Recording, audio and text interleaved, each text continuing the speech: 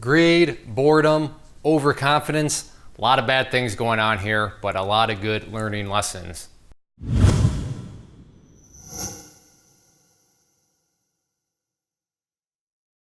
None of this is really new as far as the ClayTrader mail series is concerned, but still always a valuable reminder, and always, from my perspective at least, I love to just stockpile all these data points so that we get more and more evidence about just how the human mind works, and the more experiences we have, the better it is, I think, at least for everybody. So this comes from an email that I got. If you sign up for my free email list, an automated email goes out to you and it just says, hey, where are you from? What are your goals? What are you looking to do? Basically just, hey, if you want to fill me in on kind of your journey and how it's been going and how you kind of want to proceed forward.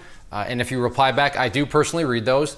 And in this case here, I'm going to use that as an example. Of course, I'm not going to call the person out by name or anything, but it does provide a good learning example. So to this person, I thank you for being open. And if you happen to watch this, then yeah, I'm going to speak to you, but you've already kind of realized the error of your ways, but it still provides a great learning lesson. So let's get to this email.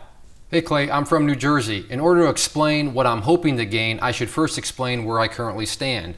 Last year, I started a fund under my control between me and a few friends. Year one, I turned $4,000 into $7,500, mainly by flipping EFFI 19 times. At this point in year two, I turned the $7,500 into $20,000. Quickly, let's just run a little quiz. How do you think this person is feeling about themselves? They started with $4,000 and now it's sitting at $20,000. So how do you think they feel? Do you think they feel like not confident in themselves? Or do you think they're feeling pretty good? Feeling like, yeah, I got this thing figured out. I've literally grown the account from $4,000 to $20,000. Of course they're going to be feeling really good about themselves. Why wouldn't you? As somebody that's new, as somebody that doesn't really know any better, as somebody that doesn't know what you don't know, yeah, $4,000 into $20,000. I understand math. That's big growth. Yeah, wow. I'm a great stock trader. I got it all figured out. Unfortunately, I got impatient in the summer OTC, meaning penny stocks, and fell for multiple pump and dumps, including a few where I could have taken profits and left. The one word here that really stands out to me, multiple. Not one, not two pump and dumps, but multiple pump and dumps. How can that be possible? How can somebody fall for something like a pump and dump in penny stocks multiple times, over and over and over again? Well, think about it.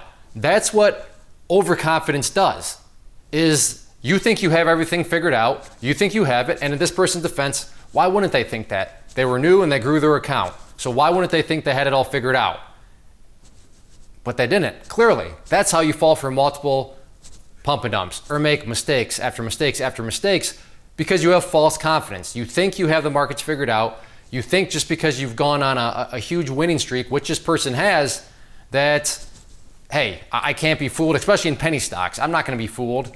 Yet this person was over and over again. And then, of course, the greed comes into play when the person admits that they were actually in the green on a lot of these trades, but ended up selling for a loss. So there's just greed. And then the other thing, patience. You got to be very careful of being bored.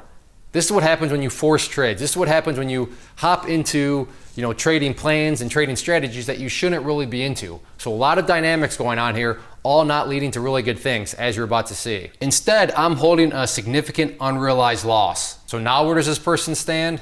From $20,000 to an unrealized loss. So, to be fair, maybe this loss can turn around because it is still unrealized, but still, the account is now at a loss. That's, yeah, you gotta be careful. Overconfidence, boredom, greed. It's amazing to think that this all happened over about a 2-ish year period. So winning over 2 years, and then within a summer. So we'll call it 2 or 3 months, maybe 4 months. 4 months worth of time, 2 years worth of work, gone. So my ideal outcome is to work with you and use your resources to make informed decisions and to get the most out of my trades going forward.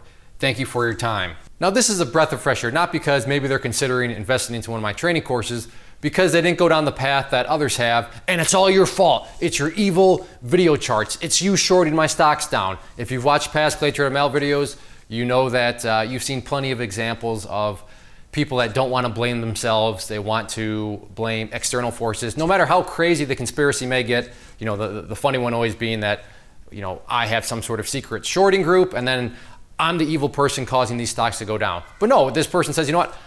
I got to learn. I want to learn how to make informed decisions, meaning they've acknowledged that they've been making what? Uninformed decisions, bad decisions, if now they decided that they want to make informed decisions. So breath of fresh air, you know, whether or not this person ever does, you know, invest a nickel in my site, that's besides the point. I'm just excited. And it's like I said, it's nice. It's refreshing to see that they're taking personal responsibility. They're looking in the mirror and saying, yeah, I got a lot that I need to work on. I apparently don't have it figured out because I've been making uninformed decisions. Now I want to learn how to make informed decisions. And that's, you know, the pivot that you need to make. There is nothing wrong at all with being an idiot in the market, with being a moron in the market. I was one of the biggest morons ever in the market when I first got started. But what does matter is, are you ever going to admit to yourself that you're being a moron, you've been making bad decisions, and that you need to make, again, to steal their words, informed decisions moving forward? That's the big separating factor of whether or not you're ever going to have any sort of chance at success. So just be aware, boredom hurts, overconfidence hurts, greed hurts.